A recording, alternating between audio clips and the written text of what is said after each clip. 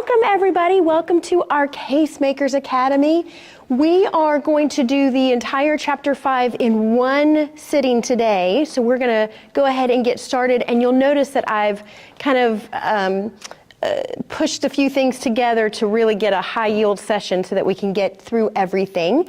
But you know, in our Casemakers Academy, of course, we are always on a quest for the truth. We really just want to know what is it that aligns with reality, because we don't want to be tricked or fooled into believing something just because somebody says it with a lot of passion and encouragement, or we want to just know what the truth is. Even if it's hard to hear, we want to follow whatever aligns with reality, right?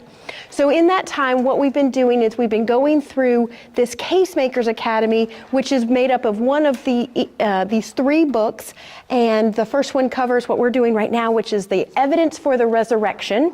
Because if the resurrection didn't really happen, then game over, Christianity can't be true. But if it did happen, then Christianity seems like it's aligns with reality. The second one is God's crime scene, and that gives us evidence for an intelligent designer. And the third one is forensic faith, and that gives us evidence for how Jesus is God and how to share that with our friends with gentleness and respect. So in our cold case Christianity, let's go over what we've covered so far. In the introduction, we learned that we were part of a junior detective academy, and we were going to be learning from Detective Jeffries and our friends about how to think like a detective. And we learned that there would be 2 mysteries, the real world mystery and the theological mystery. And the real world mystery was the mysterious skateboard and where this skateboard came from. And the theological mystery, we would find out, was learning evidence for the resurrection, correct?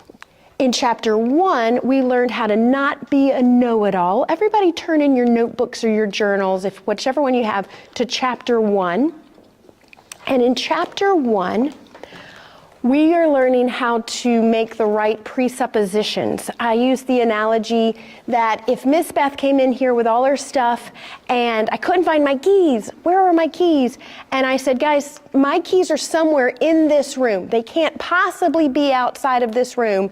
And I had us all looking around this room, and I made the presupposition that they can only be in here, but in reality, I had dropped them out by my Jeep. Would we ever find them if we're only looking in here? No, we made the wrong presupposition. And so sometimes that happens with folks who have the wrong worldview, and that's what we covered in chapter 1. We talked about the 4 types of worldviews. There's theism, atheism, pantheism, and polytheism. And you could probably break those down a little bit more, but those are the 4 major ones. And we said that theism is the understanding that there is a God outside of time, space, and nature that has to be incredibly powerful to create things out of nothing. He has to be very personal to choose to create and have a personal relationship with us. He has to be extremely intelligent, and that same God that we're talking about also has to be very moral, and that's what we mean by the theistic Christian God. But then an atheist would say, well, my explanation for reality is not that. I don't believe in that thing. But they don't have a good explanation for what it is that they believe in.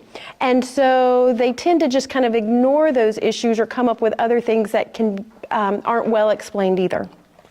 And then pantheism and polytheism kind of have their own explanation too, but none of them really answer all those questions that you have about the nature of reality.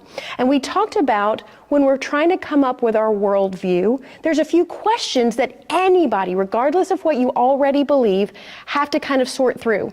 And those include things like, what is the nature of God? Like, do I think he exists? Do I not? What's my evidence for that? What's the nature of human beings? Are they inherently good? Are they inherently not so good? What is the cause for suffering? I know suffering exists. What's the cause for it? What's the solution for that suffering? And then where did everything come from? The origin question. Who or what am I? The identity question. Why am I here? The purpose question. What's the authority for right and wrong? The morality question. And what happens after this life is over? The destiny question. So those 9 questions are the things we ask to kind of intellectually investigate our worldview. Well, when you do that, you tend to you come up with what we understand as the theistic worldview, the understanding of a God that is described in the Bible. So that's kind of what we came through with chapter 1, having the proper presuppositions. In chapter 2, we learned how to infer. This is where we learned about the evidence for the resurrection. Learning how to make an inference means that you take all the evidence that you have, and then you make a list of the explanations for that evidence. And the criteria for a court case is that you would have lots of evidences, and you need to come up with an explanation, but not all possible explanations, but really the most reasonable explanation. And it's often the most reasonable explanation is the one that's true, right? Because lots of things can be possible, but that doesn't make it true. We want the one that's most reasonable. So the explanation or the analogy I use for that one is, I've got 2 boys and Jacob likes to build Legos or did, and he, might build his Legos, and all of a sudden one of his Lego creations goes missing. And we see some of the Legos scattered about, going out into his room. Now, a possible explanation might be that an earthquake shook the house and made it fall down. Or a possible explanation could be that a burglar, a bad guy, broke in our house and stole it. Or a possible explanation is that our little puppy dog could have jumped up and taken it away. But then we would see evidences for those things happening. Have we ever seen our puppy dog jump up in the air and grab Legos? No, so that doesn't make it so reasonable, right?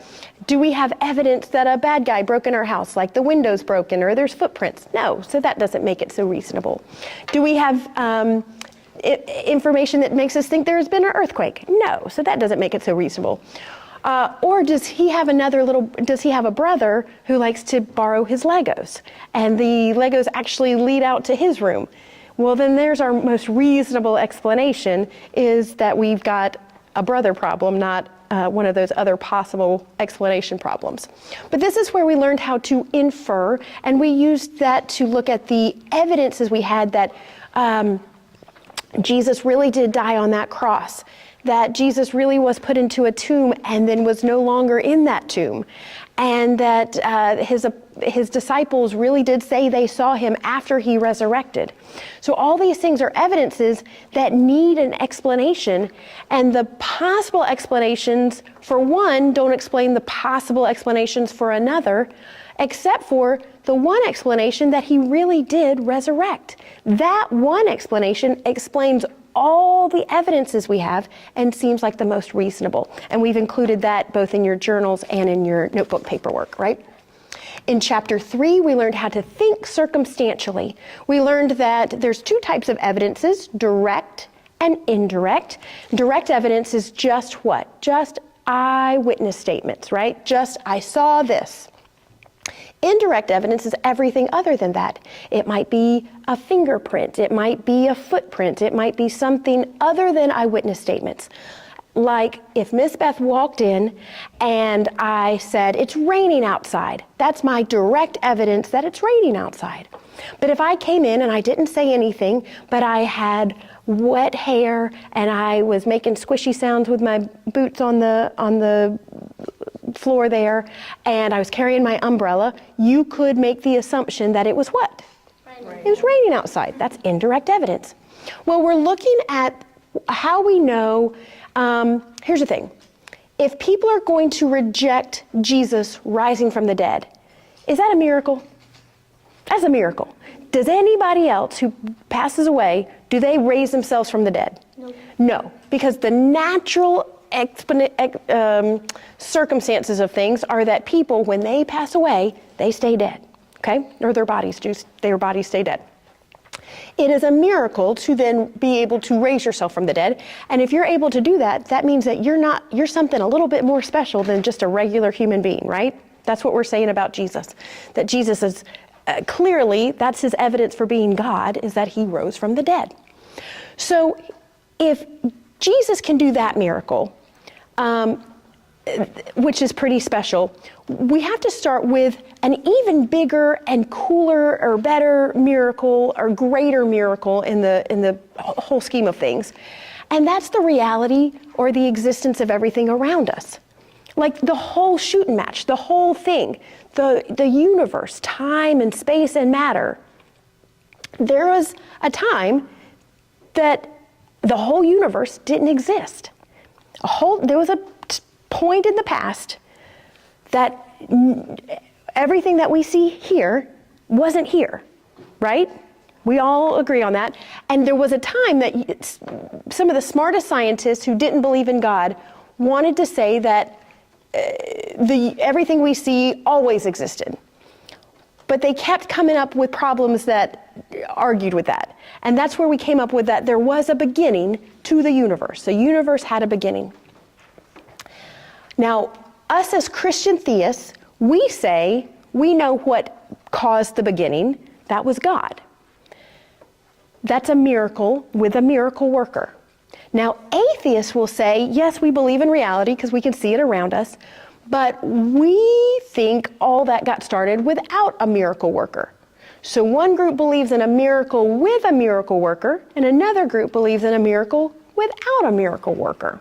So we learned how to determine or decide between possible and reasonable. If you had a miracle without a miracle worker or a miracle with a miracle worker, which one's more reasonable?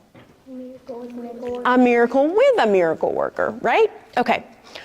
So if God can create everything out of nothing, time, space, and matter, out of absolutely nothing, is it that much harder for him to rise up from the dead? No. If he created everything from the beginning to bring that back to life, that's a Tuesday, that's a Sunday, that's a whatever, that's not a big deal at all, okay? So we had to learn how to think circumstantially. And so this is the chapter where we started to look at the evidence for God. And we saw that there's lots, but there's 4 kind of go-to evidences for God if you're ever trying to share evidence with your atheistic friend. The first one is the one that we just shared, that the universe had a beginning. If things have a beginning, they need a beginner. The second one is, we call it the teleological or the design argument. And it's the fact that the universe has a design. There's too many things that need just fine tuning for it to just be by accident. So if things have a design, they need a designer. The third one is the information argument. If you see a message, if you see Beth loves Jacob, that's evidence for Miss Beth, right? That's not, you don't think that the wind and the rain moved everything just so. When you see messages are evidence of minds, and we have a much longer message than that in our DNA. That's evidence, that's information, that's evidence for our mind. And then the fourth one is called the moral argument. That's the argument that if there's anything that's just wrong, that we know is wrong, regardless of if a police officer or the government told us otherwise, if there's anything that we know is wrong, that means that that's a moral law. And moral laws come from moral lawgivers, and that's evidence of something that transcends or is greater or goes beyond human beings. So in chapter 3, we learned some evidences for God. Chapter 4, I think is where we wrapped up last time, and this is where we learned to test our witnesses. Well, some people will say, well, how can we rely on what we read in Scripture? How can we rely on the Bible? And we learned that there's tests for our witnesses to determine whether they have bias, whether they were really there. And if our witnesses don't pass this rigorous test for why we can trust them, then we don't rely on their testimony. The scriptures have that same type of rigorous test, and that's why that is applied when we're looking at scripture that we find. We go through that and we don't just go, oh, well, we found this in a cave, I guess it's true. We put it up to this test, and if it doesn't pass this test, then we say, we can't trust this, we can't rely on it. These folks weren't really there, and it doesn't pass our test. So we put our scriptures to the test last time and to determine if they were reliable. So this week, we're going to get into chapter 5. It's called Respect the Chain of Custody. Now, this is going to talk about how we kind of pass information down so that we know that it is trustworthy. In the criminal justice system, this is called the chain of custody. And you want to make sure, when I worked in the hospital setting as kind of direct patient care, there were times where something bad might have happened and I had to collect evidence, and I would put it in an evidence kit, and I had to be very careful not to contaminate it with my own thumbprint or something. And then once I collected all that, I would tape it up, and I would wrap it up, and I'd put a bunch of tape on it with my signature on it, and then I would hand it over from myself to the police officer that was investigating it. And we had to make sure that when we passed it off, that we said, this came from me to you, and here it is all taped up, and so that way it's not contaminated or added to or anything. Well, our scriptures got passed down to us. We want to make sure that, one, what we started with was not contaminated, but then also as it got passed down and passed down and passed down, it wasn't added to or augmented or changed in some way to make it cooler or better or different or whatever. We want to make sure that what we're getting now is what we had, or what we had from the latest is what we had from the beginning. And so we'll hear about that. So let's do this. We're going to remember today is all together. So we're going to hear from Detective Wallace first about what we're going to be reading about, and then we'll get into our chapter. Okay, believe it or not, you're already halfway through Homeschool Christianity for Kids. And now you're turning a corner and we're in chapter 5, which is called Respect the Chain of Custody. What is a chain of custody? Well, it turns out you're going to see in this chapter, the cadets are going to try to figure out who had the skateboard when. And they discover a little piece of evidence under a sticker on the skateboard. They look at that. And they're going to try to motivate them to try to figure out who passed the skateboard to who. Because if they can figure out who had the skateboard when, and they go back far enough, they can figure out who actually was the owner of the skateboard. So that's what they're trying to do. And that's called a chain of custody. In other words, each person who owned the skateboard, or touched the skateboard, or had the skateboard for a short period of time, is like one link in the chain. Connected to the next person who had the skateboard is the next link. Connected to this next person. And you'll see in our diagram, so this is exactly how you trace a chain of custody. Now, why is that important? Because we're going to turn a corner with it. And I'm going to show you how you can use chain of custody to determine if the story about Jesus has been changed over the years. If you remember from the last chapter, we talked about 4 areas, 4 ways to test eyewitnesses. 1, were they really there to say, and to see rather, what they said they saw? 2, can they be corroborated in some way? But 3 was, have they changed their story over time?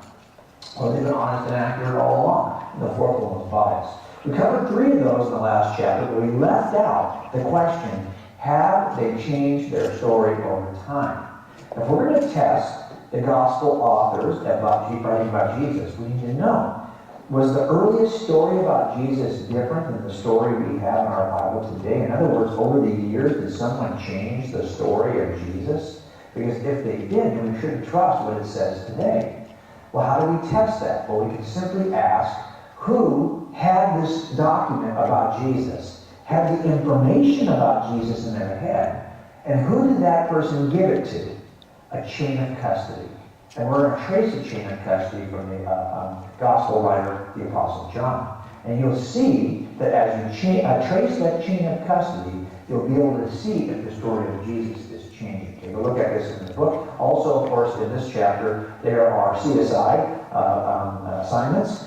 Here you're going to be looking at what John said about himself. It's in John chapter 21. Also, go to the Gospel of Mark. I want you to see that John really did see himself as a witness, an eyewitness. And Mark said that Jesus assured us that the content of the Gospels would not pass away. So that's going to give us some confidence that we have something today we can trust. Turns out he's right. Even when we test it, we can see that, in fact, nothing's changed over all those years. Also, you have the 2 handouts in the fill-in sheet from the link below this video. This week, the fill-in sheet is going to give you a chance to actually fill in that chain of custody we were talking about, both for the skateboard and for the chain of custody for the Gospels. And I thought, just to have some fun with this, we take a look at changing some words.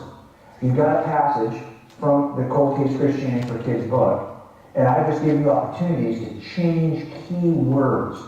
Key words, because things change over time and you couldn't trust the original. Let's just change some key words in the text and see how funny we can make this kind of a word change kind of activity. All right?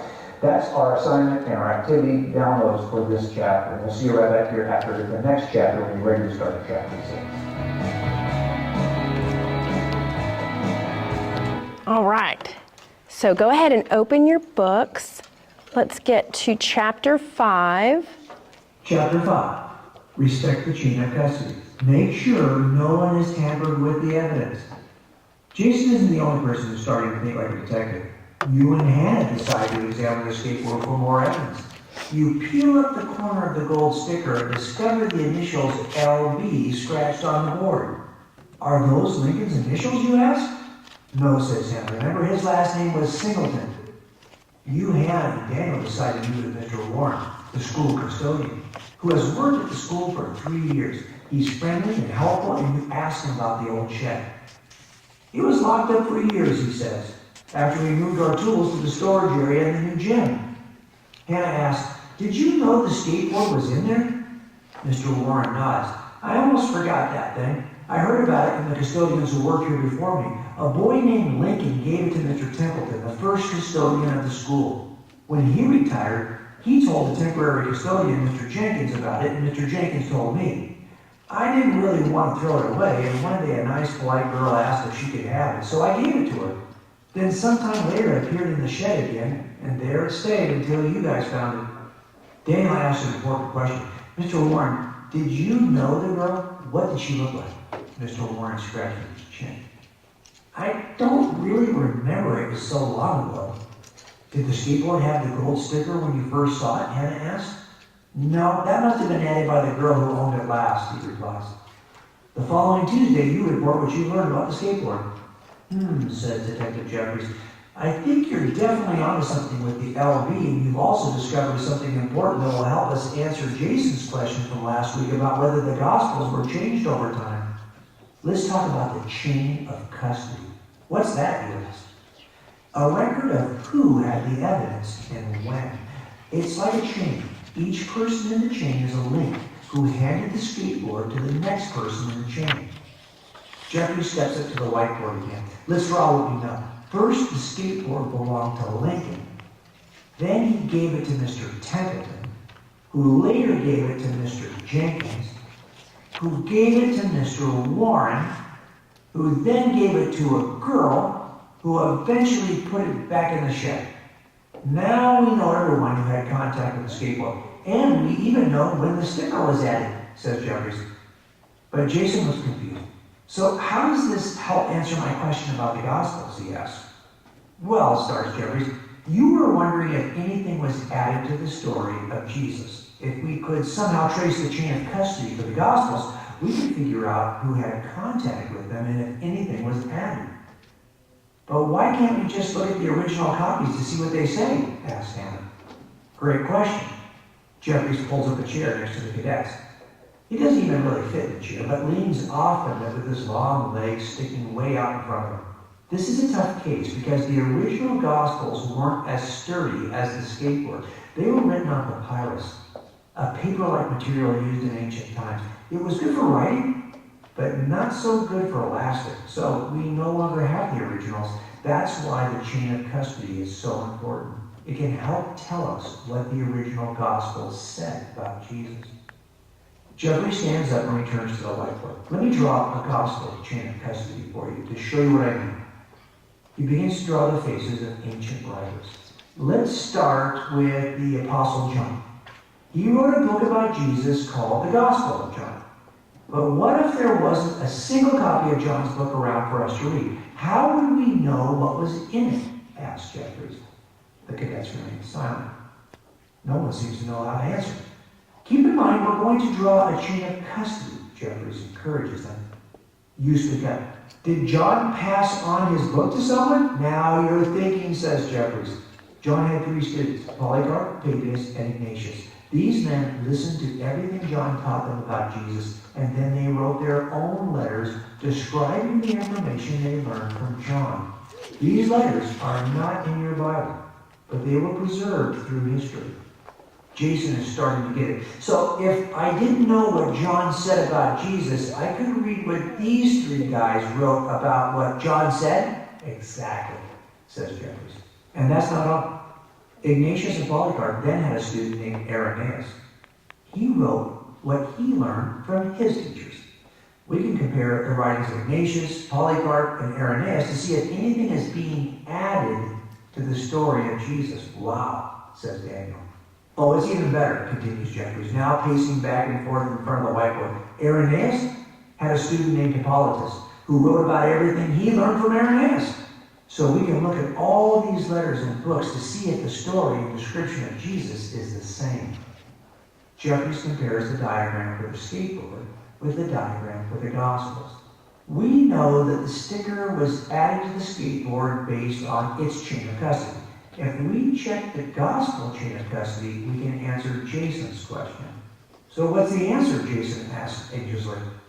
When we read everything these men in the chain of custody had to say about what they learned along the way, we can see that nothing was added to the story of Jesus. Nothing? Asked Jason. Nothing, confirms Jeffries. From the very beginning, Jesus was described the same way. He was born of a virgin, preached amazing sermons, worked incredible miracles, died on a cross, rose from the dead, and ascended into heaven. All the miraculous stuff was there from the beginning. It was not added later. Wow, that really makes you think, doesn't it, Jason admits. Jeffries nods his head. You bet. And remember when we were talking about all the possible explanations for the resurrection? One of them was that the story of the resurrection was added many years later, right? Yeah, I remember that, said Daniel. You never told us what you thought of it, though. Jeffries leans in toward the cadets. Well, now you know that explanation is unreasonable due to the chain of custody. Jeffries sits down and looks at Jason. Keep searching. You're all going to discover the truth about the skateboard and the truth about Jesus. C.S.I. assignment. John considered his gospel to be an important piece of direct evidence, eyewitness testimony, just like Mr. Warren. Read John chapter 21, verse 24, and fill in the blank. John said he was, quote, testifying to these things and wrote these things, and we know that his testimony is blank. We'll come back to it. Detective definitions. Evidence tampering. When someone alters a piece of evidence so it's different than it was when it was first discovered. We trace the chain of custody for each piece of evidence to see if it was changed over time. We ask two important questions. One, who handled it? Two, how did they describe it? We can ask these same two questions about the Gospels to see if the information in the Bible has been changed over time. CSI assignment. Read Mark chapter 13, verse 31. What does this verse say about the words of Jesus? It's important for us to make sure the words of Jesus haven't been altered over time so we can know his words have not passed away. A tool for your detective bag. Chain of custody. I use the chain of custody to figure out if a piece of evidence has been altered. You can also use the chain of custody to see if the message about Jesus has been changed over the years. You'll discover the witnesses' accounts have stayed the same. Nothing about Jesus was changed over time. All right. All right, gang. So in this chapter, we learned about the chain of custody. How important is the chain of custody with evidence preservation? Important. Super important. If you go to trial and the other side can show or at least insinuate that that evidence has been tampered with, then it's no longer trustworthy. Can I borrow your cup for a second? Yeah. If I said, I've got a delicious, ice cold, refreshing cup of water that is almost completely water with maybe a little tiny drop of poison, are you going to want to drink it at all? No. No, not even if it's almost all water and just a little tiny drop of poison, right? With evidence, if it's at all been contaminated, it's no good to us anymore because we don't know where the contamination has affected what we're trying to find, right? So when we're trying to preserve our information for a trial and our evidence for a trial, we want it to be untampered with. So that chain of custody is very important. Well, guys, our scriptures, this is the things that we say is the Word of God. We don't just think that some man 2,000 years ago wrote this down. We think it was written by a human hand, but inspired by God. If this looks like it's been tampered with, or the evidence has been corrupted in some way and the chain of custody has not been maintained, it doesn't have the value that it has. So the chain of custody is very important. So what we see when we're looking at the book of John, we can see, do we have any of the original scriptures, the original manuscripts, or the writings that the Gospel of John was written on? No. Why? What happened to it? It got destroyed. It got destroyed over time, right? Because it was just delicate and we didn't have preservation methods. But if I wanted to take very good care of the information that was on that papyrus, did we have copy machines back then to make lots of copies? No. How were copies made? By hand. By hand. Did John write a bunch of them all by himself? No, he had some help. It was kind of like if I'm sharing something with you guys, and you guys as the students in the class, you wrote it down, and then you guys grew up, and you guys had students, and they wrote it down. Now, what we want to do is we would want to compare what those students wrote down to what your students wrote down, to what you guys wrote down, to what I said, and we want to make sure that there weren't any changes over time, right? Any substantive changes. Okay. And if we could look at the ones from your students down the line and compare it to what you guys were writing down, we could go, oh, they took pretty good notes. They wrote down reliable things, right? And this is where we said, if let's say one of those students was being kind of silly and all of you guys wrote down exactly the same thing, but maybe one or two of them wrote something real silly, we could go, oh, well, they are clearly, we're not paying attention. We can reject those because it doesn't fit with whatever everybody else wrote, right? Okay. So John had some students. These are some big words, but one of his students was named Ignatius. Can you all say Ignatius? Ignatius. Yep. Polycarp. Say Polycarp. Polycarp. And Papias. Papias. Now they had a student named Irenaeus and Hippolytus. Good. And so what we can see is we can see that the students learned from their teacher or their scribes. They wrote down what they said, and then they had a scribe, and he wrote down what they said, and then he had a scribe, and they wrote down what they said. And we can compare one version to the version before to make sure nothing's been added on and to preserve the chain of custody. So let's do this. Let me have somebody in your Bibles go ahead and find me John chapter 21, verse 24. Whoever gets there first. John chapter 21, 24. And then let me have somebody else look up Mark chapter 13, verse 31. John chapter what? John 21, 24. And then Mark 13, 31. Got it? What you got? I got 20. John 21, 24. Go for it. This is the disciple who is a witness about these things. He also wrote them down. We know what he says is true. Yep, we know the testimony is true. This is that John considered his gospel to be a very important piece of direct evidence, eyewitness evidence. And so we've got evidence from that he considered his gospel to be eyewitness testimony. And then who's got Mark? Yes, sir. He presented another parable to them. The kingdom of heaven is like a mustard seed that a man took and sowed in his field. 1331? I got 1331. Is that what you had? Let's see here, bud. 13. I've got Mark chapter 13 and then verse 31. Mine says, heaven and earth will pass away, but my words will never pass away. I was like, that's an interesting translation. Huh, okay. So mine say, heaven and earth will pass away, but my words will never pass away, is what mine says.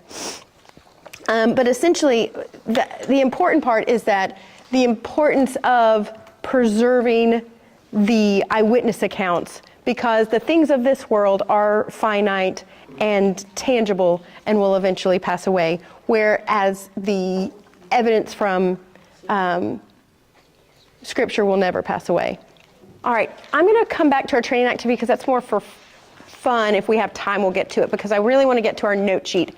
What initials What initials did you find under the sticker on the skateboard? LB. Very good. Did these initials belong to Lincoln? Were his initials LB? His last name was Singleton, so that sticker didn't come from him. All right, so who did you, Hannah, and Daniel decide to interview to learn who may have owned the skateboard? Mr. Warren. Mr. Warren. Who's Mr. Warren? The janitor. Yeah. He's the janitor. Okay, and let's do this chain of custody. If you don't have this already, you can write this down. So the first owner of the skateboard we know of is who? Lincoln. And then, so the second person who had just possession of it was who? Mr. Templeton. And then the next person was who? Mr. Jenkins.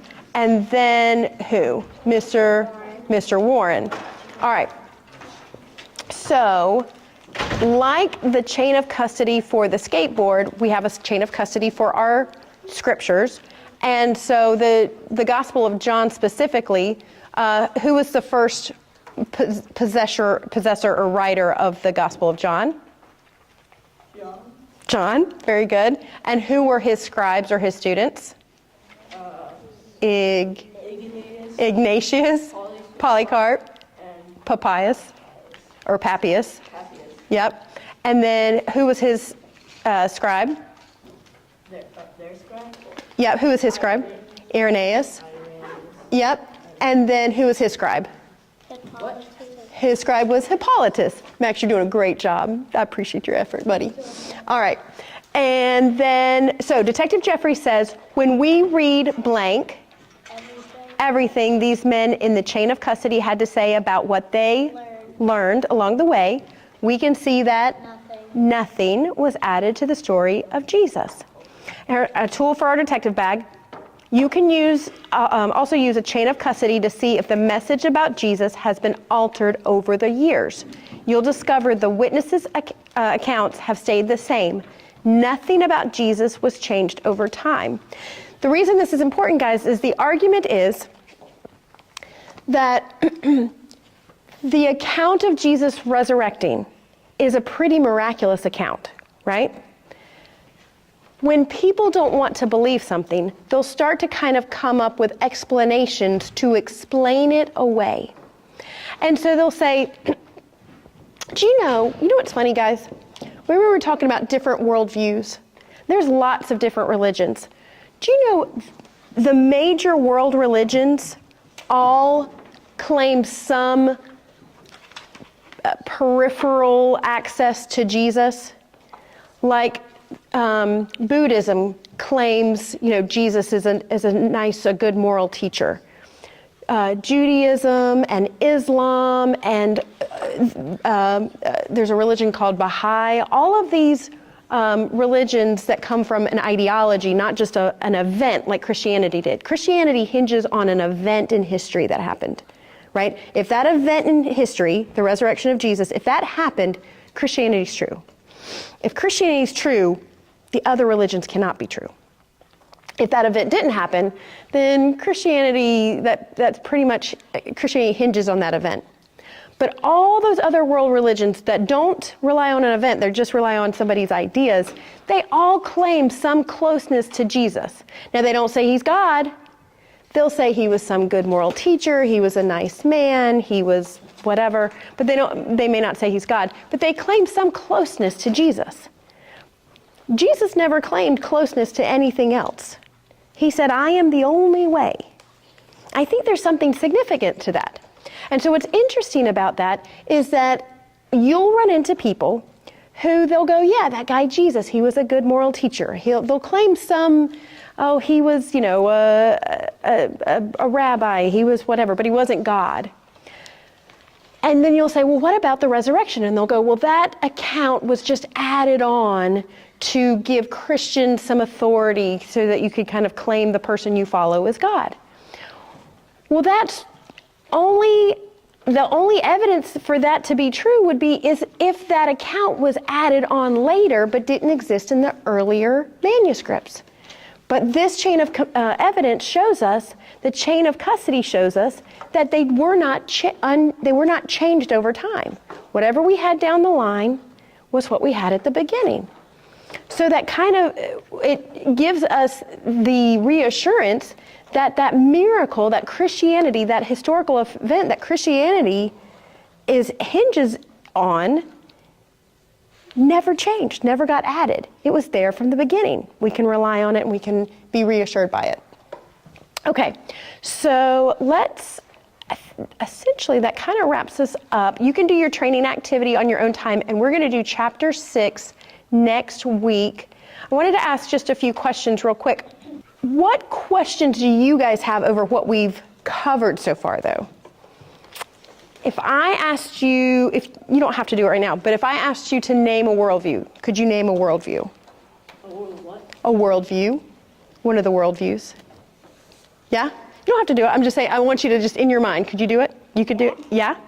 Could you name your worldview? Yes.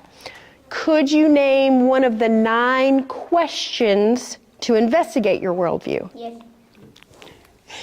Do you know how to answer each of those 9 questions? Do you feel confident in how you would answer each of those 9 questions? Yes. Okay.